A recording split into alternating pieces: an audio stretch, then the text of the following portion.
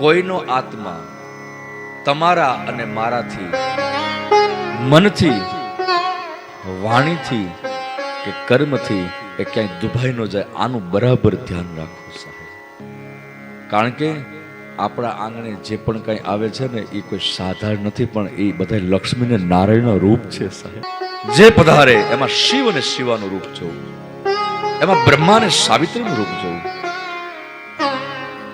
કારણ કે આ કથા છે, આ ગંગા છે, અને કથારૂપી ગંગામાં જે પ્રવેશ કરે એ પછી કોઈ સાધારણ વ્યક્તિ નથી રહેતું.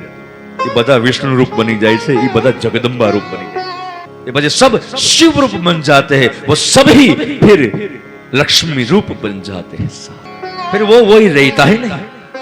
એટલે અહીં જે પણ કઈ આવે છે એ બધા સાક્ષાત એ પરમાત્માના જ રૂપ છે. અને આમ ભી વાતે હાજી, યહાં તો કિસકો પથ્થર ફેંકે યહાં કોણ પરાયા હૈ.